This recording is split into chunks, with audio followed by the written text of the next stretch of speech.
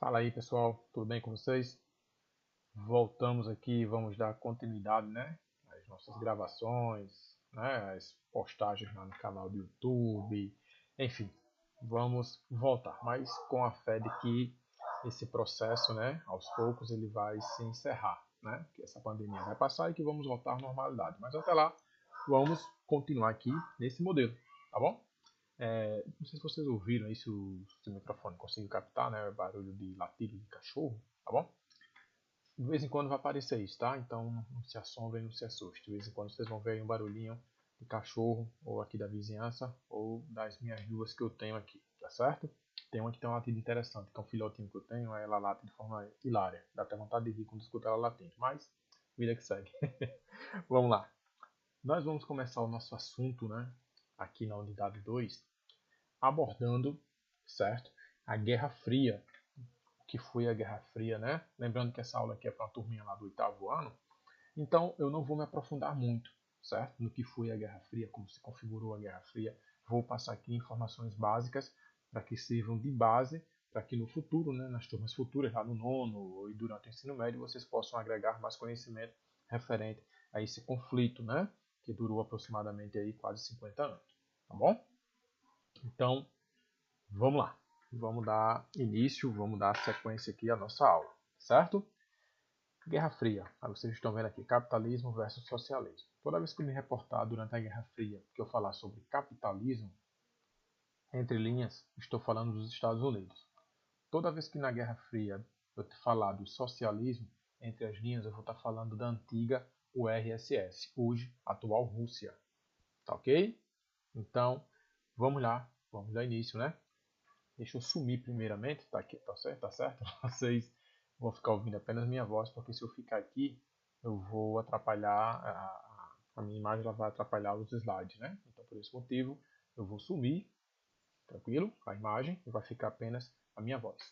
Tranquilaço? Vamos lá. Sumir. O ponteiro aqui, né? Marcador de tempo vai lá para cima. Suba, me ajude, isso. E agora, vida que segue. Olha só. Principais motivos do início da Guerra Fria, né? O que motivou a Guerra Fria? A Guerra Fria, ela vai ter início logo após a Segunda Guerra Mundial, certo? Que teve seu início em 1939 e terminou em 1945, ok? Então, ao final da Segunda Guerra Mundial, nós tivemos o surgimento, o início da Guerra Fria, que vai ter data ali aproximadamente entre 1947 e 1948, tá certo? Quando duas superpotências decidem medir forças, decidem uma mostrar para a outra quem é a mais arrochada, quem é que pode mais, quem é que tem mais moral no mundo, certo? Que potências foram essas? Essas duas aqui, ó. Deixa eu colocar aqui o pointer, só para vocês entenderem. Os Estados Unidos, de um lado, e a URSS do outro. Isso provocou um conflito, né, dividiu o mundo entre leste e oeste, certo? A porção oeste dominada aqui, influenciada pela URSS, e a porção leste dominada, influenciada pela URSS, e a porção oeste dominada e influenciada pelos Estados Unidos, ok? E esse conflito recebe essa nomenclatura, né, de Guerra Fria pelo fato dos dois países nunca terem se atacado diretamente, certo? Ou seja, nunca houve um confronto armado direto entre americanos e russos, certo?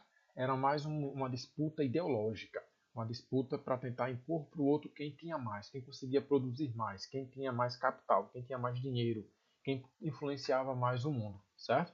Tanto que a Guerra Fria ela configura-se como um conflito, né, ideológico, político, ok? Onde um tentava impor o seu estilo e modelo econômico no mundo e o outro, de certa forma, tentava conter, tentava impedir esse avanço, certo? Tanto o capitalismo tentando impedir o avanço do socialismo, assim como o socialismo tentando impedir o avanço do capitalismo, certo? E nesse conflito, nesse atrito, né, ocorreu a Guerra Fria, tá certo? Vale salientar, só a nível de curiosidade aqui, não era nem para mim entrar nesse assunto, mas eu não consigo ficar calado, certo? O que acontece? Durante esse período, várias guerras ocorreram no nosso planeta onde americanos financiavam um grupo, soviéticos financiavam outro grupo. Exemplo, a Guerra das Coreias, né, que até hoje culminou na divisão da Coreia do Norte e da Coreia do Sul. Antigamente era uma única Coreia. A Guerra no Vietnã, que culminou também nessa divisão, né, que foi uma vergonha para os Estados Unidos perder a guerra lá do Vietnã, certo? Dentre outros conflitos que ocorreram, né, dentro do globo terrestre, tá certo? Alguns rebeldes, né, afegãos que se rebelavam contra o exército russo, que tentava ampliar a sua área de influência na porção asiática, né, centro-asiática. Enfim, existe todo um contexto aí, ok? Onde essas duas potências mediram forças, mas não diretamente. Elas mediram forças indiretamente. E uma observação que nós não podemos deixar de apontar aqui é a questão do mundo bipolar, tá certo? Durante esse período da Guerra Fria, o mundo ficou dividido, certo? Entre essas duas potências, o que configura a bipolaridade, certo? Quando estamos estudando a ordem mundial, né, os conceitos, as bases, né, das ordens mundiais, aparece lá. A ordem bipolar ocorreu em que período? Durante a Guerra Fria, quando o mundo ficou dividido entre capitalismo e socialismo, americanos e russos, né, soviéticos, que era a antiga URSS. Tranquilo? Então, vamos lá, dando sequência aqui ao nosso assunto. O que acontece? Durante a Guerra Fria, ó, o foguetão aí, ó, show de bola. Durante a Guerra Fria, certo? Que ocorreu a corrida espacial, certo? A corrida espacial foi um dos marcos da Guerra Fria, assim como a corrida armamentista que eu vou falar posteriormente, certo? Vou primeiramente abordar aqui com vocês a corrida espacial. O que configurou a corrida espacial? As duas potências da época medindo forças para ver quem conseguia, não era dominar a Terra não, viu? O planeta Terra não, porque isso aí era uma disputa entre eles e tal, tal. O objetivo era para ver quem conseguia chegar ao espaço, para ver quem conseguia dominar o espaço. Nesse conflito, por incrível que pareça, ó, começou a cachorrinha a latir. Nesse conflito, por incrível que pareça, os russos, certo? Começaram a se desenvolver, começaram bem à frente que os americanos. Só para vocês terem noção, né, o primeiro homem fora da órbita, né, na órbita terrestre, o primeiro homem a dizer que a Terra é um planeta azul foi um cidadão chamado Yuri Gagarin, certo? Ele fazia parte do programa espacial russo, tá ok? Dentre outras pesquisas, né, o Sputnik, né, nós temos o satélite, né, o Sputnik, que também foi enviado ao espaço pelos russos, ou seja, os russos nessa corrida espacial começaram na largada, né, à frente dos americanos, tá certo? E os americanos, tá ok? Ficaram ali meio que atordoados. E a gente não pode perder para esses caras, não. A gente vai ter que correr atrás, vai ter que correr atrás. Aí tome a NASA, investir, injetar dinheiro, o governo americano injetando dinheiro, e o governo soviético também injetando dinheiro, para ver quem conseguia dominar o espaço, para ver quem conseguia se impor, né, no espaço. Ok? Então, esse processo, essa disputa, é fator marcante durante a Guerra Fria. Foi essa corrida espacial, juntamente com a corrida armamentista, que fizeram, de certa forma, a Rússia ir à falência. A Rússia não, né? Na época antiga, o RSS ia à falência.